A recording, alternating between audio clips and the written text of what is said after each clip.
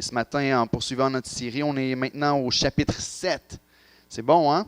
On est rendu enfin au chapitre 7 avec un message assez percutant et Jésus qui va être assez direct avec les pharisiens. On va voir ce que la parole de Dieu nous enseigne ici. C'est le dernier message de l'année dans la série sur Marc. À partir de la semaine prochaine, on va commencer une mini-série qui va s'intituler Imago Dei, sur l'image de Dieu. On va toucher à des sujets qui vont être épineux peut-être, mais en même temps, on veut équiper l'Église pour certaines des questions auxquelles on fait face dans notre monde actuellement.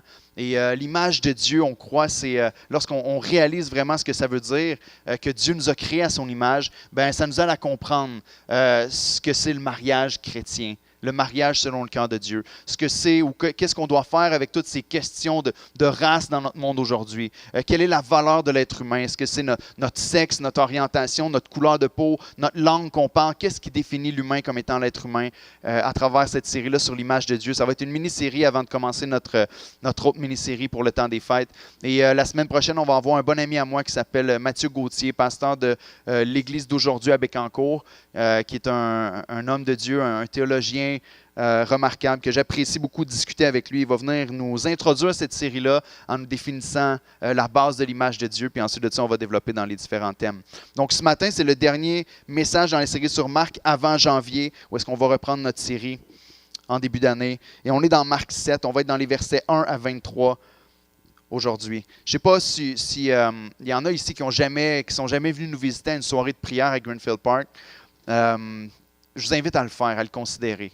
Cette semaine, une des choses qui m'a le plus touché dans notre soirée de prière, c'est les voix pendant la louange.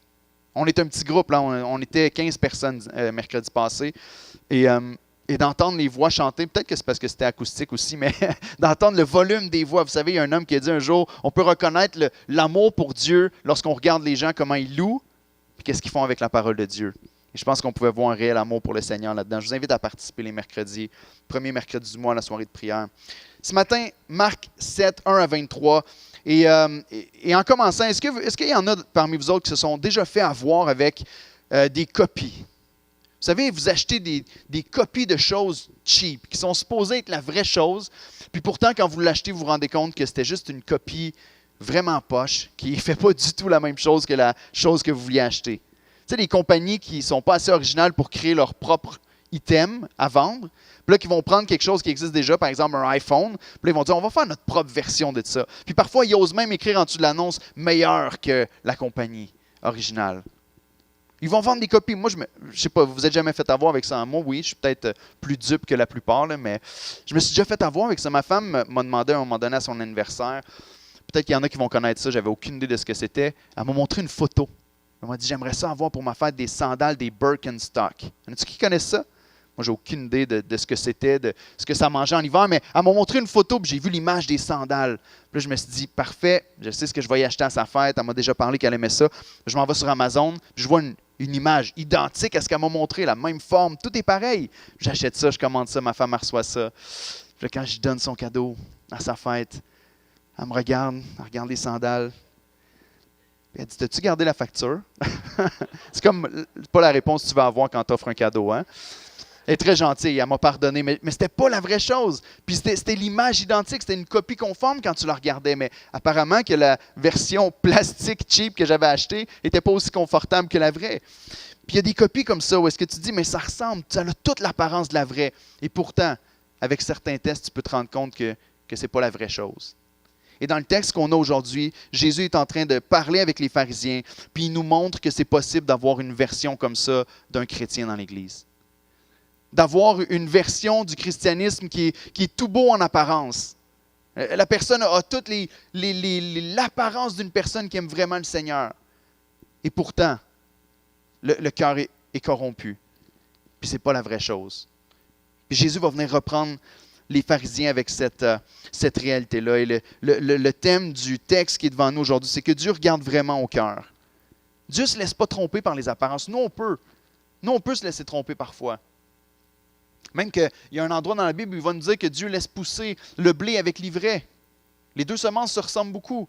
puis il ne va pas le couper tout de suite. Puis parfois, nous, on va être trompés en voyant que les deux sont similaires et que pourtant, il y en a un des deux que ce n'est pas la vraie chose. Et Dieu répète encore et encore dans l'Écriture que la chose la plus importante pour lui, ce n'est pas les sacrifices, ce n'est pas les services ou les nombreuses choses que tu peux faire en apparence, mais ce qui plaît au Seigneur, ce que Dieu cherche réellement, c'est ton cœur. C'est ton cœur, c'est ce qui t'est réellement. Dans la parole de Dieu, lorsqu'on parle du cœur, dans la mentalité hébraïque, lorsqu'on parle du cœur, notre mot en français, nous, quand on parle du cœur, c'est l'organe dans notre poitrine qui pompe le sang. Et c'est vrai que si on l'enlève, ben, il n'y a plus de vie. Hein?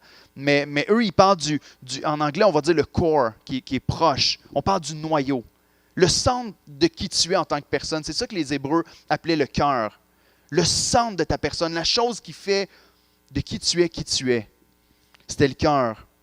Et même dans le livre des Proverbes, l'homme sage va dire « Garde ton cœur plus que la majorité des choses dans ta vie. » Non, il va dire « Garde ton cœur plus que toute autre chose, car de lui viennent les sources de la vie. » Et ce qu'il veut dire par là, c'est que ton cœur est tellement précieux. Le cœur, le centre de qui tu es est tellement précieux que tout le reste de ta vie dépend de l'état de ton cœur. Donc ce matin, je vais te demander dans quel état est ton cœur. Dans quel état est ton cœur? Est-ce que tu peux prier sincèrement alors que tu entends ma voix en ce moment dans ton cœur à dire « Seigneur, sonde mon cœur. Montre-moi dans quel état est mon cœur. » Parce que la manière dont on vit notre vie, même si à l'apparence peut paraître être quelque chose, Dieu ne se laisse pas berner par les apparences et Dieu voit notre cœur. Dans l'année 2023, on va avoir une série de 11 semaines sur le cœur. On va avoir une série de 11 semaines, de avril à juin, où est-ce qu'on va regarder à la vie du roi David, un homme selon son cœur. Puis on va regarder à la vie du roi David et comment c'est important pour le Seigneur, le cœur d'une personne. Comment Dieu, justement, va dire « Je ne regarde pas à l'apparence, mais je regarde au cœur. » Pourquoi il a choisi cet homme-là et que même après les choses qui sont arrivées dans sa vie, il est déclaré comme étant encore un homme selon le cœur de Dieu. Mais ce matin, on va voir au passage, ou à un des passages en tout cas, qui est les plus importants dans toute l'Écriture en ce qui concerne le cœur. Dans les versets 1 à 23 de Marc 7. Donc voici, je vais lire le texte, puis ensuite je vais prier, puis ensuite on va, comme à l'habitude, passer à travers chaque partie du texte pour voir ce que Dieu nous dit ici. Donc l'idée principale, si tu veux repartir avec une seule chose ce matin, après avoir écouté le message, c'est que Dieu ne regarde pas à ce qui frappe les yeux, mais au cœur. Dieu ne regarde pas à ce qui frappe les yeux, mais au cœur. Marc 7, verset 1. Les pharisiens et quelques scribes venus de Jérusalem s'assemblèrent auprès de Jésus. Ils virent quelques-uns de ses disciples prendre leur repas avec des mains impures, c'est-à-dire non lavées. Or, les pharisiens et tous les Juifs ne mangent pas sans s'être lavés soigneusement les mains, conformément à la tradition des anciens. Et quand ils reviennent de la place publique, ils ne mangent qu'après s'être purifiés. Ils ont encore beaucoup d'autres observances traditionnelles, comme le lavage des coupes, des cruches, des vases d'airain. Et les pharisiens et les scribes demandèrent à Jésus, « Pourquoi tes disciples ne suivent-ils pas la tradition des anciens, mais prennent-ils leur repas avec des mains impures? » Jésus leur répondit, « Hypocrite, Isaïe a bien prophétisé sur vous, ainsi qu'il est écrit, « Ce peuple m'honore des lèvres, mais son cœur est éloigné de moi. » C'est en vain qu'il m'honore, en donnant des préceptes qui sont des commandements d'hommes. Vous abandonnez le commandement de Dieu et vous observez la tradition des hommes. Il leur dit encore, vous anéantissez fort bien le commandement de Dieu pour garder votre tradition. Car Moïse a dit, honore ton père et ta mère, et celui qui maudira son père ou sa mère sera puni de mort. Mais vous dites, si un homme dit à son père ou à sa mère, ce dont j'aurais pu t'assister est corban, c'est-à-dire une offrande à Dieu, vous ne le laissez plus rien faire pour son père ou pour sa mère, annulant ainsi la parole de Dieu par votre tradition que vous avez établie. Et vous faites beaucoup d'autres choses semblables. Ensuite, ayant de nouveau appelé la foule à lui, il lui dit, « Écoutez-moi tous et comprenez.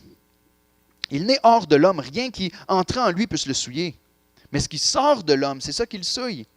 Si quelqu'un a des oreilles pour entendre, qu'il entende. » Lorsqu'il fut entré dans la maison, loin de la foule, ses disciples l'interrogèrent sur cette parabole. Il leur dit, « Vous aussi êtes-vous donc sans intelligence? Comprenez-vous pas que rien de ce qui du dehors rentre dans l'homme ne peut le souiller? Car cela n'entre pas dans son cœur, mais dans son ventre, puis s'en va dans les lieux secrets qui purifient tous les aliments. » Il dit encore, ce qui sort de l'homme, c'est ce qui souille l'homme, car c'est du dedans, c'est du cœur des hommes que sortent les mauvaises pensées, les adultères, les impudicités, les meurtres, les vols, les cupidités, les méchancetés, la fraude, le dérèglement, le regard envieux, la calomnie, l'orgueil, la folie. toutes ces choses mauvaises sortent du dedans et souillent l'homme. Seigneur, notre Dieu, on te demande ce matin, à travers ce texte-là, de nous aider à comprendre ton cœur pour nous. On parle du cœur de l'homme dans le texte, mais ce qu'on veut, Seigneur, c'est d'aligner notre cœur avec le tien. On ne cherche pas à changer la parole puis à l'adapter pour que ça puisse nous satisfaire un petit peu plus ou nous rendre un peu plus confortables, mais on veut, Seigneur, recevoir ta parole telle qu'elle est. On veut que toi, tu parles à nos cœurs. Aligne-nous, Seigneur. Je te prie ce matin que tu nous encourages plusieurs dans la foi, que tu reprennes plusieurs d'entre nous aussi sur nos tendances peut-être parfois légalistes ou qui s'éloignent de ta parole. Et je te prie, Seigneur, sauve parmi nous les personnes qui peut-être n'ont jamais eu cette transformation de cœur que toi seul peux faire. Je te prie, agis puissamment. On s'appuie sur toi, Seigneur. Tout ce qu'on fait ici est complètement vain, comme le dit le texte. Si c'est juste en apparence, si c'est juste du bruit, si c'est juste une réunion pour une réunion, mais on est ici pour entendre ta voix et être changé par ton esprit pour t'adorer, Seigneur, pour ta gloire et notre plus grande joie. Amen. Premièrement, Dieu ne t'appelle pas à faire semblant. Versets 1 à 7. Les pharisiens ici arrivent devant Jésus. Ici, une gang de théologiens, c'est des hommes qui sont appelés à garder la pureté de la doctrine dans la synagogue. C'est ceux qui sont vus comme étant les hommes les plus respectés au niveau théologique de l'époque. Et quand on réfléchit à ça, et quand on regarde un petit peu à la situation de ce qui est en train de se passer, ces hommes-là qui sont les plus réputés, les plus regardés, les plus respectés, qui s'approchent de Jésus et de ses disciples et qui viennent le reprendre sur une question théologique, imaginez le silence de la foule autour. Imaginez les gens qui sont autour et qui regardent et qui se disent « Oh boy, ça va brasser pour Jésus aujourd'hui. » Ceux-là, c'est des gars qui arrivent avec des gros sabots, ils sont respectés. Le prédicateur David Platt donne un peu l'exemple en disant, si on essaie de se l'imaginer en 2022, et il donne d'autres exemples, mais je vous donne ceux qui sont venus pendant que moi je préparais, mais il nous dit, c'est un petit peu comme si en 2022, tu t'approchais devant Elon Musk et que tu venais lui dire, Elon, tu n'as rien compris en ce qui concerne la mécanique spatiale. Tu connais rien là-dedans. Hypocrite. Comme si on s'approchait de Jeff Bezos puis on disait, Jeff, tu connais rien en commerce web. Tu n'as aucune idée de comment que ça fonctionne. C'est le fondateur d'Amazon, si vous ne le connaissez pas. Si tu t'approches de des personnes comme ça, ou peut-être si on vient toucher à des points plus sensibles dans l'Église, si on s'approche de Mark Dever puis qu'on lui dit, Mark, tu connais rien en ecclésiologie, en doctrine de l'Église. Lui et son regroupement ont fondé Nine Marks, qui est tout un enseignement sur comment l'Église doit être gérée. Ou peut-être qu'on s'approche de M. John MacArthur, qu'on dit, John, tu connais rien en théologie. Tu connais rien à propos de la prédication. Je ne dis pas que c'est le cas. Je dis que c'est à peu près le même contexte que ce qu'on peut voir ici. C'est ceux qui sont respectés, qui sont regardés comme étant des grands hommes, des gens qui sont compétents dans leur domaine. Et pourtant, Jésus leur dit, vous ne comprenez rien, les gars. Vous êtes complètement trompés de cible. C'est un clash de titans ici qui prend place. Et imaginez le choc de tous ceux qui sont autour et qui regardent. Et Jésus, il ne va pas de main morte. Le premier mot qu'il leur dit, regardez avec moi au verset 6 plutôt. La première chose que Jésus leur dit quand eux ils viennent le reprendre, parce que ses disciples ne se sont pas lavé les mains avant de manger, il commence par un petit mot d'amour, hypocrite. C'est fin, hein? Hypocrite, ça vient du mot grec hypokritos. Et ce mot-là était utilisé pour parler des acteurs à l'époque grecque. C'était ceux qui avaient des masques. Vous avez souvent la représentation quand vous allez dans les théâtres de deux masques blancs, un avec une face triste, c'est plus dur de courber la bouche par là, mais un avec une face triste puis l'autre avec un sourire. Les acteurs dans les théâtres portaient des masques pour faire leur rôle. C'était pas juste d'essayer d'avoir l'air triste, mais il y avait carrément un masque pour la tristesse, un masque pour la joie. Donc, c'est de là que vient notre mot hypocrite aujourd'hui. Mais il les traitait d'acteurs. Il dit, vous êtes des gens avec des masques qui faites semblant. Vous avez quelque chose sur le bout de vos lèvres, mais votre cœur est complètement à un autre endroit. Hypocrite. Hypocrite. Pourquoi hypocrite? Il va rajouter encore une couche plus choquante pour eux autres. Il va citer le prophète Ésaïe. Un des prophètes les plus respectés. Il a écrit 66 chapitres. C'est un grand livre de prophétie. Il a prophétisé des choses extraordinaires. Il était très respecté. Il utilise Ésaïe pour dire « Ésaïe a bien prophétisé sur vous. Ainsi qu'il est écrit « Ce peuple m'honore des lèvres, mais son cœur est éloigné de moi. » Jésus est en train de dire « Vous qui avez toute l'apparence de piété. Vous que les gens qui marchent à côté de vous ont de la crainte. Puis qui sont impressionnés par vous. » Que si vous leur demandez, donne-moi un exemple d'une personne pieuse, d'une personne qui aime Dieu, qui connaît la parole de Dieu, ils vont pointer aux pharisiens tout de suite et aux scribes qui traduisaient la parole de Dieu, qui transcrivaient plutôt la parole de Dieu. Et pourtant, Jésus va être devant la foule et dire, ces gens-là, c'est des hypocrites. Et là, pour la première fois depuis le début de l'évangile de Marc, Marc vient mettre une note pour le lecteur non-juif. Il n'a jamais fait ça depuis le début. Dans les 6 autres chapitres, il ne l'a pas fait, mais ici, il vient nous décrire un peu pour qu'on comprenne de où ça vient cette phrase-là, cette question-là. Pourquoi tes disciples ne se lavent pas les mains? Les Juifs de l'époque et les pharisiens avaient un autre livre à côté de la Torah. La Torah, c'était la loi de Dieu, les écrits de Moïse et tout ça. Et là, eux, ils avaient écrit un autre livre à côté qui s'appelait la Mishnah. Et vous pouvez encore le trouver aujourd'hui. Et ce livre-là est un livre qui servait de clôture à la loi de Dieu. Ce qu'on veut dire par là, c'est qu'ils croyaient que la loi de Dieu devait être respectée. Mais parce que la loi de Dieu devait être respectée, on devait être tellement prudent qu'eux, ils ont mis plus de lois autour pour s'assurer qu'on ne va pas aller enfreindre la loi de Dieu.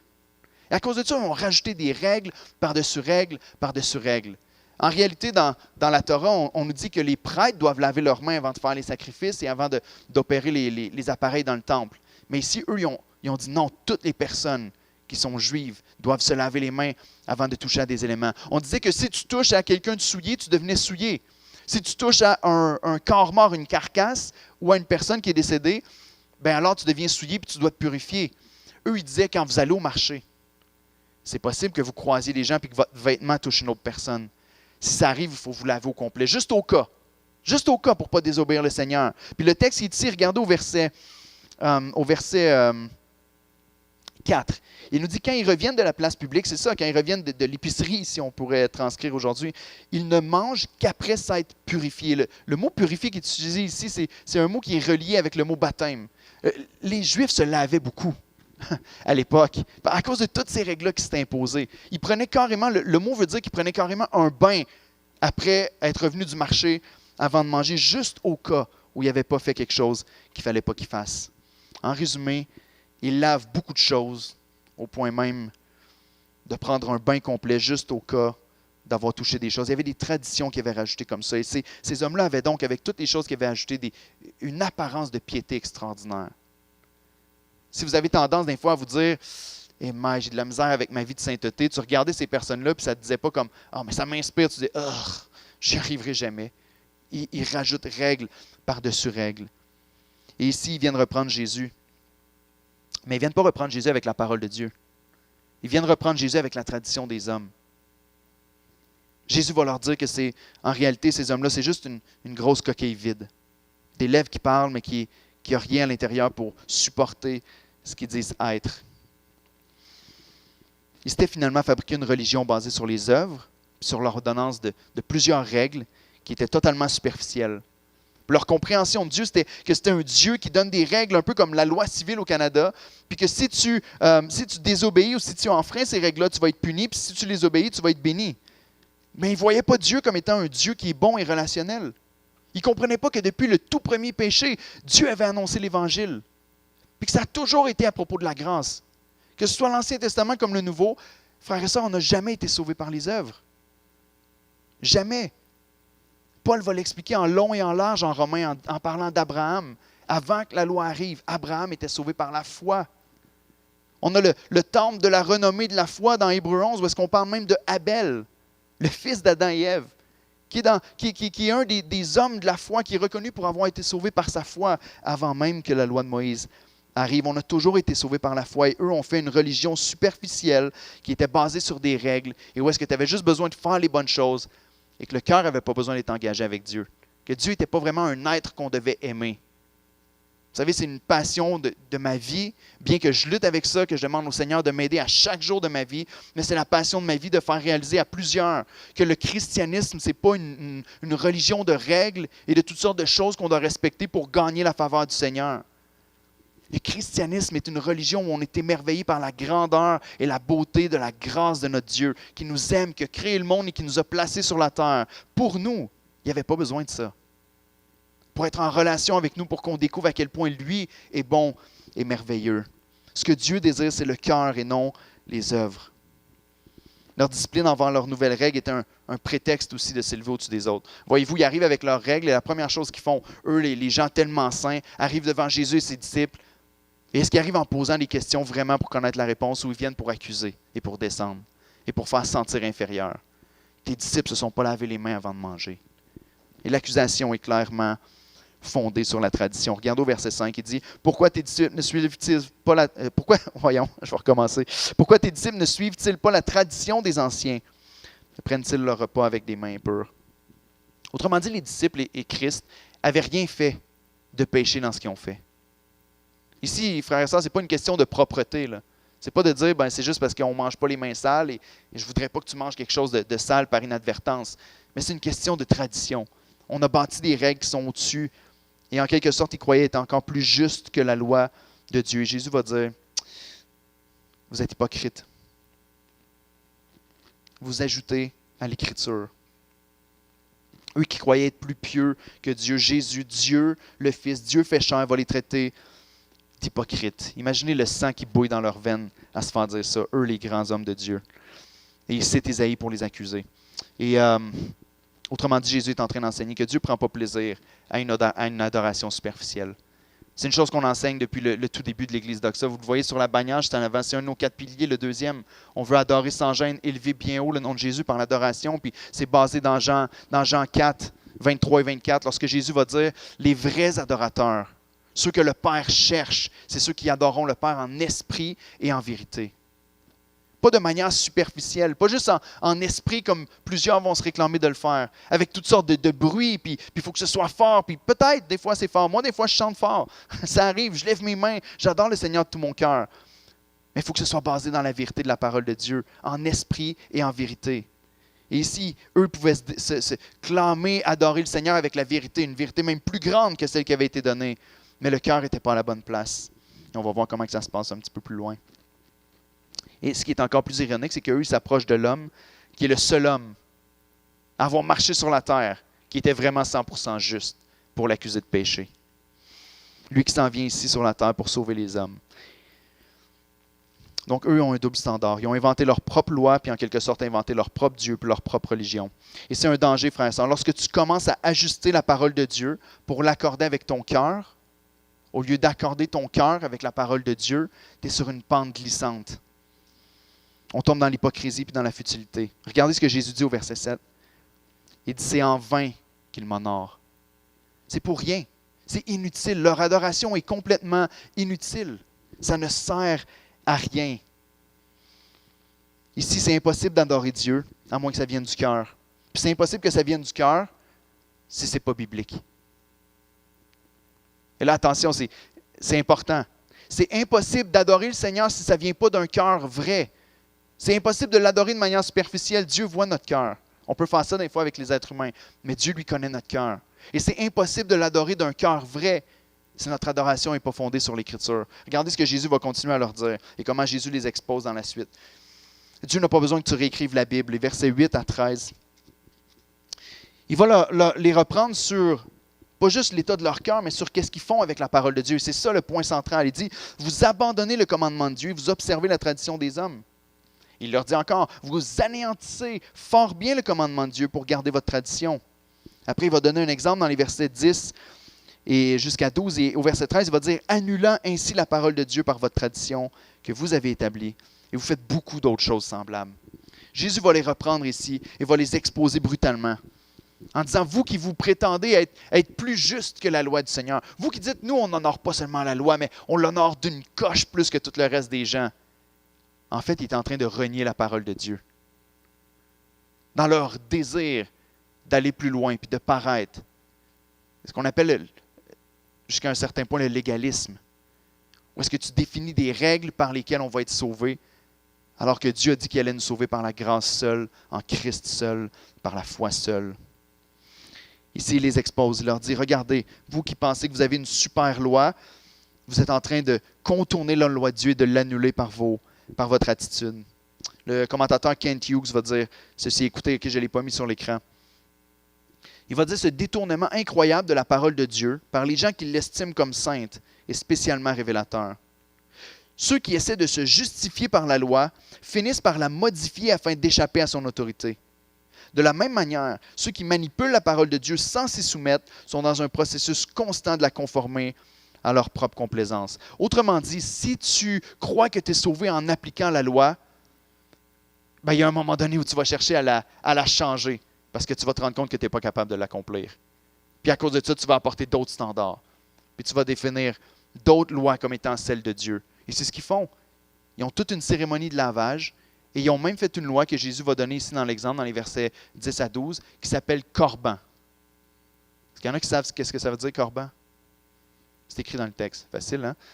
Dans le texte, c'est écrit Corban, c'est quand tu déclares quelque chose comme étant consacré à Dieu.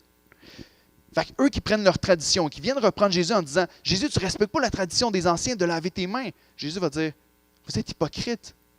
Puis lui va prendre la loi de Moïse, qui est clairement écrite dans la parole. Il va dire car Moïse a dit honore ton père et ta mère. Celui qui maudira son père ou sa mère sera puni de mort. Et dans la loi de Moïse, c'était clair que quelqu'un devait prendre soin de ses parents, honorer ses parents. Si ses parents étaient dans le besoin, il devrait pourvoir pour ses parents. Il ne devrait pas les laisser périr et avoir de la difficulté à arriver dans leur vie, à manger ou quoi que ce soit. Si une femme perdait son mari, le fils devait prendre soin de sa mère. C'est lui qui devenait responsable, il devait pourvoir à ses besoins. Et regarde ce qu'il dit au verset 11, il dit « Mais vous, vous dites, si un homme dit à son père ou à sa mère, ce dont j'aurais pu t'assister est corban, c'est-à-dire une offrande à Dieu, vous ne le laissez plus rien faire pour son père ou pour sa mère. » Il avait inventé une loi qui disait que dès que tu disais le mot, dès que le mot quittait tes lèvres, dès que tu disais corban, la chose de laquelle tu parlais était consacrée à Dieu et c'était absolument essentiel. Tu pouvais être puni de mort si tu désobéissais à ton vœu que tu venais de faire. Donc, par exemple, tes parents sont dans le besoin, ils ont faim, tes frères et sœurs, des gens de ta famille sont dans le besoin, ils n'y arrivent pas, ils viennent te voir en disant « Jacob, peux-tu fournir de la nourriture pour moi cette semaine? » Jacob dit « C'est corban. » Ça, c'est non, je ne peux pas, l'argent que j'ai là ici, c'est sacrifié au Seigneur, je ne peux pas te le donner, c'est à Dieu. Ça paraît spirituel, mais c'est monstrueux. Parce que dans leur loi, tu étais permis de garder la chose qui était corban, puis de l'utiliser pour toi-même après dans tes affaires. Mais tu n'avais pas le droit, par exemple, de la donner à l'autre personne puis de changer d'idée. C'était quelque chose qui était consacré au Seigneur. Ça paraissait tellement spirituel. Et en réalité, c'était tellement à l'encontre de la parole de Dieu. Et Jésus vient le pointer directement dans leur théologie. Il va même dire, vous faites plusieurs choses semblables. Vous prenez la parole de Dieu et regardez les A qu'il nous donne ici. Okay? Il nous donne 3 A dans le texte. Il avait commencé déjà au verset 7 en disant que vous enseignez ce qui est de votre tradition. Mais ensuite, il continue. Dans les versets 8 à 13, il va dire, le premier A, vous abandonnez le commandement de Dieu pour observer la tradition des hommes. Et c'est ce qu'ils sont en train de faire avec ce texte-là, avec le corban, puis le fait d'honorer ses parents. La Bible dit d'honorer ses parents, mais spirituellement, je suis tellement spirituel que c'est une offrande à Dieu. La chose paraît comme étant mieux, mais on abandonne réellement le commandement de Dieu. Ensuite, il dit, vous anéantissez fort bien le commandement de Dieu. L'expression fort bien, ici, ça veut dire comme habilement. Et que vous êtes brillant pour anéantir la parole de Dieu. Vous le faites d'une manière qui paraît tellement extraordinaire, mais en réalité, vous anéantissez le commandement de Dieu. Et tout ça amène au verset 13 à annuler ainsi la parole de Dieu par votre tradition. Regardez aussi le changement de comment il s'adresse à eux. Au verset 8, il dit, vous abandonnez le commandement de Dieu, vous observez la tradition des hommes. Ensuite, au verset 9, il va dire, vous anéantissez fort bien le commandement de Dieu pour garder votre tradition. Et ensuite de ça, il va arriver au verset 13, annulant ainsi la parole de Dieu par votre tradition que vous avez établie et vous faites beaucoup de choses semblables. Autrement dit, vous vous êtes élevé au-dessus de la parole depuis un bon bout de temps. Vous avez élevé la tradition comme étant au-dessus de la parole depuis un bon bout de temps. Et en faisant ça, vous avez abandonné la parole de Dieu, anéanti la parole de Dieu, annulé la parole de Dieu. Et vous êtes complètement dans le champ. Sous l'apparence d'élever la loi, ils l'ont abandonnée. Et c'est triste. Puis ce qui est encore plus triste, c'est qu'on peut ressembler souvent aux pharisiens dans notre vie. Ce qui est encore plus triste, c'est que parfois, quand les choses ne vont pas comme on aimerait qu'ils aillent, on va avoir tendance à bender, à tordre un petit peu le sens des Écritures pour que ça fitte avec ce que j'ai vraiment envie de faire. Non? Ça m'arrive. Je lutte avec ça aussi. Où est-ce qu'on doit se réévaluer et dire « Seigneur, aide-moi ». Parce qu'il y a des fois où on trouve ça tellement difficile. Des fois où est-ce qu'on regarde à l'Écriture et qu'on arrive à se dire « Ah ». Une des choses que j'ai entendues souvent dans le passé, c'est lorsque la parole de Dieu est claire sur un sujet. Puis que la personne va répondre « Tu sais, Eric, je suis en paix avec ça. J'ai une paix de Dieu sur ce sujet-là. » Comment tu peux avoir une paix de Dieu alors que Dieu condamne une chose comme celle-là? « Non, Eric, j'ai une conviction. Je priais puis j'ai reçu une conviction. C'est devenu un mot qui est tellement spirituel puis qui veut tellement rien dire. Une conviction. Ça veut dire que tu es convaincu de quelque chose. Ce qui veut dire que c'est complètement illogique d'avoir une conviction qui vient du néant. Ça prend quelque chose pour nourrir ta conviction. La parole de Dieu, lorsqu'elle nous parle de conviction, elle parle tout le temps de conviction biblique, de la foi, doctrinale, de l'Écriture. Mais des fois, on est tellement spirituel qu'on peut abandonner un commandement de Dieu pour suivre ce genre de choses-là.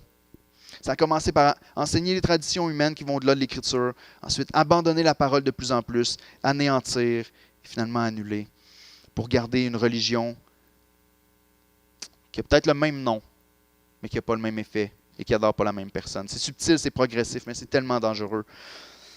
C'est pourquoi ça fait toujours peur, puis on doit se méfier lorsqu'une personne commence à redéfinir l'Écriture. Il faut se méfier lorsqu'on commence à le faire nous-mêmes dans notre vie. Ça commence petit, ça finit en rejetant l'autorité de l'Écriture totalement. Jésus fait des accusations qui sont vraiment sérieuses ici devant tout le monde. Comment savoir si c'est une religion de lèvres seulement et non de cœur? Comment savoir si une personne adore vraiment de tout son cœur, si une personne est réellement régénérée ou non? Il faut que tu regardes au cœur. C'est vrai, c'est le cœur qui le définit, pas ce que les lèvres disent. Mais comment tu fais pour tester un cœur? Ce que Jésus nous dit, c'est que tu le testes avec ce qu'il fait de la parole de Dieu. Qu'est-ce qu'une personne fait avec l'Écriture? On devrait développer cette habitude-là constamment dans notre vie de dire « Montre-moi un verset ». Ce que tu me dis en ce moment, c'est beau, ça sonne tellement spirituel, mais peux-tu me pointer un verset de la parole de Dieu? Peux-tu me pointer à l'Écriture? Peux-tu me montrer que c'est vraiment là et que ça ne vient pas de tes conceptions extraordinaires ou de tes visions que tu as eues pendant que tu faisais dodo? On va dire, je ne fais pas ce que ce passage le dit, parce que je fais ce que cet autre passage-là me dit. Parfois, ça va être de dire, je peux m'enivrer parce que tant que ça ne m'amène pas à faire des péchés pires, je peux m'enivrer, c'est pas grave. Tant que je ne trompe pas ma femme parce que je suis chaud ou tant que ça ne me fait pas conduire dangereusement ou tant que ça ne me fait pas dire des choses que je vais regretter après. La Bible est claire sur l'enivrement qui est un péché en tant que tel. Pas juste qui vient parce que tu es chaud, parce que tu es ivre. Puis de l'autre côté, on va avoir des gens qui vont dire tu ne devrais pas toucher une seule goutte d'alcool. Et qu'on arrive dans du légalisme, où est-ce qu'on dit la Bible ne dit pas que boire de l'alcool, c'est péché. La Bible dit que s'enivrer, c'est péché. Voyez-vous, on a ce qu'on appelle le légalisme, puis l'antinomisme. C'est des grands mots, mais je vous l'explique rapidement. Le légalisme, c'est de faire de la loi, d'imposer des lois pour dire que si tu obéis à ces lois-là, tu vas être sauvé. Puis l'antinomisme, c'est de dire, en Jésus-Christ, on n'a rien à obéir. Et peu importe ce qu'on fait dans la vie, ce n'est pas grave, parce qu'on a la grâce en Jésus. Les deux sont mauvais. Les deux ont la même racine. Les deux, c'est l'orgueil de dire « je suis plus sage que Dieu pour savoir ce qui est bon pour ma vie » et qu'on s'élève au-dessus des autres et qu'on se sert de ça souvent pour écraser et dénigrer les autres. J'ai entendu tellement de débats dans ma vie chrétienne sur la musique qu'on écoute. Des deux côtés. Non? Si tu dis « j'aime Jésus » sur le mauvais rythme, tu n'es pas dans la volonté du Seigneur. Ça peut paraître drôle, mais écoute, c'est des réelles conversations qu'on a avec des réelles personnes. La Bible est notre standard. Pas moi pour m'élever, pas ce que je pense. Qu'on soit prêt constamment à être confronté avec les réalités de l'Écriture pour se remettre en question. Les réformateurs, on a célébré le 31 octobre, certains l'Halloween, d'autres la fête de la Réforme. Avec un petit groupe de l'Église, on a écouté un documentaire sur la vie de Martin Luther. C'était super intéressant. Mais la Réforme, des mottos, une des phrases qui se répétait constamment en latin, c'était « semper reformanda », qui voulait dire « toujours en train de nous réformer ». Ce n'était pas juste un moment dans l'histoire, mais on voulait toujours réformer notre pensée avec ce que la parole de Dieu enseigne. Pas avec ce que les courants présents dans le monde enseignent, mais ce que la parole de Dieu nous enseigne. Et Jésus invite les pharisiens à reconsidérer leurs pensées, à dire « Vous avez fait toutes sortes de règles, mais ça sort de votre tête et ce n'est pas basé sur l'Écriture. » Paul avait le même combat. Lorsque Paul a entendu souvent cette même phrase, il va parler d'une manière rhétorique dans Romains à cause de ça. Vous connaissez le passage, lorsqu'on va dire est-ce que la grâce de Dieu est tellement grande que ça nous permet de pécher comme on veut librement puis que ça n'a aucun impact? Paul va dire que dirons-nous donc? Pécherions-nous davantage afin que la grâce de Dieu abonde? La réponse est loin de là. Loin de là. Tu n'as pas compris. Et Dieu dit que tu n'es pas sauvé par tes œuvres, mais par l'œuvre de Christ à la croix. Mais écoute, juste ici, quand on parle de légalisme, d'antinomisme, de rejeter la loi ou d'imposer des lois qui ne doivent pas être imposées, c'est là, à ce moment-là, dans ce que tu fais de la parole de Dieu, que ton cœur est éprouvé, comme appartenant à Christ ou non. Qu'est-ce que tu fais de la parole de Dieu? Vous savez, il cite Ésaïe 29, verset 13 ici, lorsqu'il va dire « Ce peuple m'honore des lèvres, mais son cœur est éloigné de moi. » Mais un petit peu plus loin dans Ésaïe 66, un petit peu plus loin dans la parole de Dieu, il va nous dire que celui à qui Dieu regarde, voici celui sur qui Dieu pose ses regards, celui qui est humble, contrit d'esprit et qui tremble à ma parole. Pas celui qui chante fort et qui paraît spirituel, mais celui qui prend la parole de Dieu comme ce qu'elle est vraiment, la parole de Dieu. La question ne devrait jamais être jusqu'où je peux aller lorsque je lis la Bible. Je veux dire, c'est une preuve de mauvais cœur. Et j'ai été pasteur jeunesse pendant plusieurs années et c'est une question qui revenait constamment.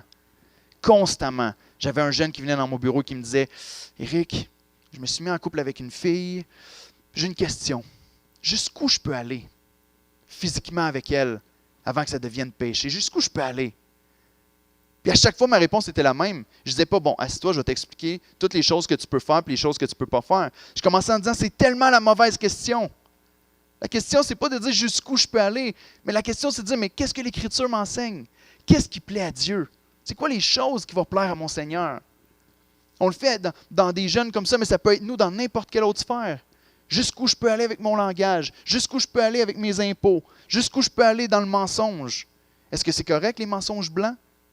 J'ai eu cette conversation-là avec une amie il y a des années de ça. On parlait de comment élever nos enfants, puis elle me racontait qu'elle s'en allait dans un magasin, puis quand ses enfants disaient « Maman, je veux des bonbons », puis ils pointaient la machine, elle disait « Moi, je dis non, maman, pas d'argent. » Puis là, je continuais, puis ça arrête la conversation. Le petit dit « Bon, c'est impossible pour nous d'acheter des bonbons, c'est fini. » Puis je dis « Mais tu y mens, dans le fond. » Elle dit « Ben, attends, je ne suis pas menteuse, c'est des mensonges blancs. C'est des beaux petits mensonges. C'est pas grave. Elle ne sait pas que j'ai vraiment de l'argent. » Mais la conversation est arrêtée, puis j'évite un débat.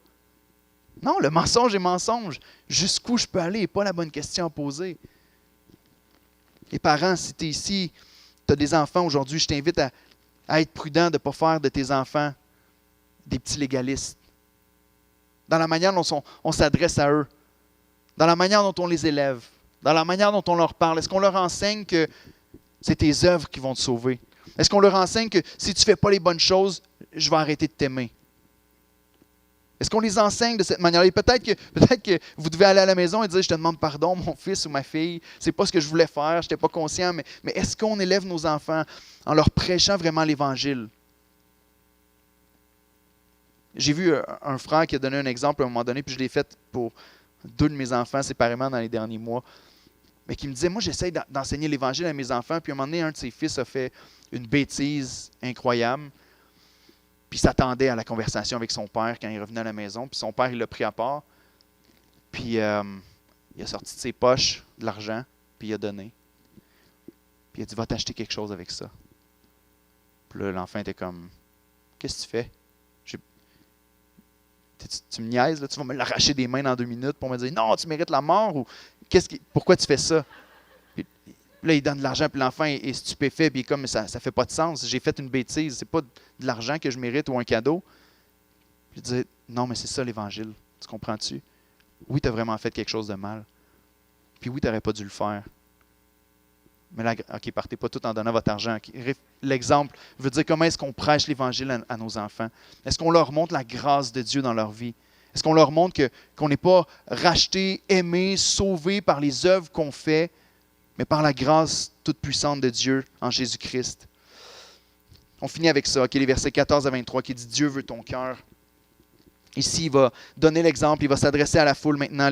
Les pharisiens sont remis à leur place et on n'entend aucune réponse de leur part.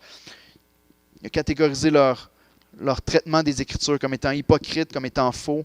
Puis ensuite de ça, il va dire dans les versets suivants, à la foule, il va leur expliquer c'est quoi qui souille vraiment l'homme. Toute la question est autour d'être pur ou d'être souillé. Et les pharisiens, eux, avaient l'impression que pour être pur, il fallait laver l'extérieur. Puis que si tu faisais les bonnes choses à l'extérieur, ben, tu étais pur à l'intérieur. Puis Jésus va dire, c'est tout à l'envers. La vraie pureté ne passe pas de l'extérieur vers l'intérieur, mais c'est le contraire. La vraie pureté passe de l'intérieur vers l'extérieur. Et il va dire ici, ce n'est pas ce qui rentre dans le corps de l'homme. Regardez au verset 15, il n'est hors de l'homme, rien qui entrant en lui puisse le souiller, mais ce qui sort de l'homme, c'est ça qui le souille. Puis là, c'est révolutionnaire, qu'est-ce qu'il dit? C'est révolutionnaire parce qu'il est en train de dire, toute nourriture est pure. Il est en train de, pour nous, ça ne veut rien dire. OK, la plupart d'entre nous autres, on mange du bacon, puis c'est bien correct. Mais pour eux, c'était révolutionnaire de dire, attends un petit peu, là, on ne peut pas manger n'importe quoi. Il y a de la nourriture qui est souillée, qui est condamnée. Puis Jésus dit, il n'y a rien qui rentre dans votre corps qui vous souille. C'est fini. C'est fini. Ça pointait vers quelque chose de plus grand. Ça pointait vers Christ et qu'est-ce que lui allait accomplir à la croix. Ce n'est pas ce que vous mettez dans votre bouche qui va vous souiller. C'est ce qui sort de votre cœur. Et il va nommer un paquet de choses. Ici. Il va dire, c'est pas ce qui... La bouffe qu'on mange, la nourriture qu'on mange ne rentre pas dans le cœur, elle rentre dans le ventre. Puis ensuite, elle va dans les lieux secrets qui purifient tous les aliments. Mais au verset 21, il va dire, c'est du dedans, c'est du cœur des hommes que sortent les mauvaises pensées, les adultères, les impudicités, les meurtres. Et il va nommer toute cette liste-là qui est nommée ici, dans les versets 21 à 23. Jésus est en train de faire une grosse différence pour eux autres. Tu n'es pas pieux, tu n'es pas accepté devant Dieu à cause des choses que tu fais, mais parce que tu as le bon cœur. Et là, c'est problématique. Parce qu'on peut se demander, mais comment je fais pour avoir le bon cœur? Comment je fais? Comment c'est possible? C'est impossible d'offrir une adoration à Dieu ou un honneur à Dieu avec un cœur sale, un cœur corrompu, un cœur malpropre. Tu as besoin d'avoir un cœur pur, un cœur qui est nettoyé. Comment est-ce que c'est possible? Jésus nous le dit clairement. Tu as besoin de ce qu'on appelle une métanoïa. Plusieurs d'entre vous avez peut-être déjà entendu ce mot-là quelque part. Métanoïa, vous avez peut-être déjà entendu le mot métamorphose. Méta qui veut dire changement, morphose qui veut dire forme. Vous pensez à la chenille avec le papillon, elle change de forme, elle devient une autre forme. La métanoïa, c'est changement, noïa, c'est noyau, core, cœur. La conversion, naître de nouveau. La repentance, c'est un changement au niveau du cœur. Pour pouvoir adorer le Seigneur comme on est supposé de le faire, pour pouvoir louer Dieu et l'honorer comme on est supposé de le faire, pour pouvoir l'aimer et regarder à sa loi non pas comme une série de contraintes, mais comme étant quelque chose d'extraordinaire que Dieu nous a donné, comme étant ce que j'appelle la bonne vie, il faut qu'il y ait un changement au niveau du cœur. Et ça, frères et sœurs, ça ne se fait pas par nos propres forces, encore une fois. Ce n'est pas en appliquant toutes les bonnes règles et toutes les bonnes solutions qu'on va avoir le bon cœur. Ça prend un changement à l'intérieur de nous. Ça prend un changement et une action de la part de l'Esprit de Dieu. Jean va nous dire que quand Jésus va parler avec Nicodème, qu'il a besoin de naître de nouveau. Il dit celui qui naît d'eau seulement, ce n'est pas suffisant, mais celui qui naît d'esprit est celui qui va entrer dans le royaume de Dieu. Comment est-ce que c'est possible? Une métanoïa, un changement au niveau du cœur. Il y a tellement de péchés qui sont énumérés ici. On ne prendra pas le temps ce matin de passer à travers tous les péchés qui sont donnés. Lorsqu'on parle du cœur de l'homme, ce qui est clair et ce qu'il veut nous enseigner, c'est que toutes ces choses-là viennent du cœur. Ce n'est pas parce que tu es cupide que ton cœur est mauvais ou devient mauvais. C'est parce que ton cœur est mauvais que tu vas être cupide. Ce n'est pas parce que tu commets l'adultère que tu deviens tout à coup corrompu. C'est parce que ton cœur est corrompu que tu vas commettre l'adultère. Toutes les choses qui sont nommées ici, le mensonge, la fraude, le vol, le meurtre, ce que les prophètes avaient prophétisé. Et je vous donne Ézéchiel 36, 25 à 27. Je ne sais pas si on est capable de l'afficher rapidement comme ça, mais je vais vous le lire. On parle de pureté. Les pharisiens parlent de pureté, de comment être pur. Et Ézéchiel avait prophétisé comment les hommes pouvaient devenir purs. La promesse qui avait été faite dans Ézéchiel 36, 25 à 27, c'est « Je répandrai sur vous une eau pure et vous serez purifiés. » OK, regardez qui fait l'action ici. Qui est passif et qui est actif? Ce n'est pas nous qui faisons l'action de se purifier. Ici, c'est Dieu qui dit « Je répandrai sur vous une eau pure et vous serez purifiés. Je purifierai de toutes vos souillures et de toutes vos idoles. Je vous donnerai un cœur nouveau et je mettrai en vous un esprit nouveau. J'ôterai de votre corps le cœur de pierre et je vous donnerai un cœur de chair. Je mettrai mon esprit en vous. Et écoutez ça, je ferai en sorte que vous suiviez mes ordonnances et que vous observiez et pratiquiez mes lois. » Voici la vraie purification. Voici la vraie purification. Dieu qui vient et qui fait une opération extraordinaire d'arracher le cœur souillé de pierre qui est dur face à Dieu et face à sa loi pour mettre un cœur de chair qui est tendre et qui est mou et qui aime le Seigneur et qui aime la parole de Dieu. une personne qui est régénérée, c'est une personne qui a vécu cette transformation-là que Dieu a accomplie dans sa vie. Que Dieu a accompli, pas par nos forces, pas par nos efforts, mais par l'œuvre souveraine de Dieu. Si tu n'as jamais connu ça, si tu regardes à la Bible comme étant un livre plate, si tu regardes à ce que Dieu dit, si tu regardes principalement, le point principal, c'est de regarder à l'œuvre de Christ à la croix. Si tu regardes à Jésus qui est mort sur la croix à ta place, qui s'est incarné, qui s'est fait tout petit, qui s'est fait humble, qui a pris sur lui le jugement, la colère suprême de Dieu pour pardonner tes péchés. Si tu regardes à son œuvre extraordinaire de vie, de justice parfaite, qui t'a transféré par la foi en lui, et que tu regardes à tout ça et que tu fais comme, ah, tu changes de poste. Si tu regardes à ça et que ça te laisse indifférent, il y a besoin d'avoir une transformation au niveau de ton cœur. Il y a besoin que Dieu vienne arracher de ton cœur le cœur de pierre et te donner un cœur de chant qui l'aime et qui va voir sa loi et sa parole comme étant une grâce et une bénédiction. Et je termine avec chrétiens, frères et sœurs, qui est ici ce matin et qui se dit « Ben moi, c'est déjà fait ça dans ma vie, Eric. J'ai plus besoin de ce message-là. Ça a déjà été fait. Mon cœur a été arraché déjà. J'ai déjà reçu un nouveau cœur. J'aime le Seigneur. » C'est vrai. Mais tellement souvent, on se laisse glisser sur la pente du légalisme ou de l'antinomisme quand ça fait notre affaire. Tellement souvent, on est tenté de retourner à nos vieilles choses. Puis on a besoin constamment du Saint-Esprit. On a besoin constamment. Vous savez, il ne fait pas juste changer notre cœur, il dit « Je vous envoie mon esprit ». On a besoin constamment que Dieu agisse dans notre cœur, que Dieu nous transforme, que Dieu réaligne notre cœur. Proverbe 4, 23 nous dit « Garde ton cœur plus que toute autre chose, car de lui viennent les sources de la vie ». Et c'est bon aussi pour le croyant. Protège ton cœur par-dessus tout. Veille sur ton cœur. Donc, qu'est-ce que tu médites le plus souvent? Est-ce que ton cœur en ce moment est en bon état? Est-ce qu'il y a des craques dans ton cœur qui doivent être réparées par le pardon? Ou peut-être par la demande de pardon? Est-ce qu'il y a des rancunes qui doivent être réparées dans ton cœur? Est-ce qu'il y a des trous qui doivent être bouchés par le ciment du lâcher-prise? Par là, je ne veux pas dire d'abandonner des choses qui sont bonnes. Mais un ami à moi qui m'a dit il n'y a pas longtemps, « Closure is overrated ». D'arriver à avoir une fin agréable, c'est surestimé. Il y a des fois certaines situations où tu n'as pas besoin d'avoir une fin qui est agréable. Pense à autre chose. Est-ce que tu as besoin de réparer certaines fissures par une repentance? Peut-être par un péché, à cause d'un péché qui s'infiltre comme de l'eau dans ton cœur et qui souille toute ta personne. C'est du cœur que sortent toutes ces choses-là.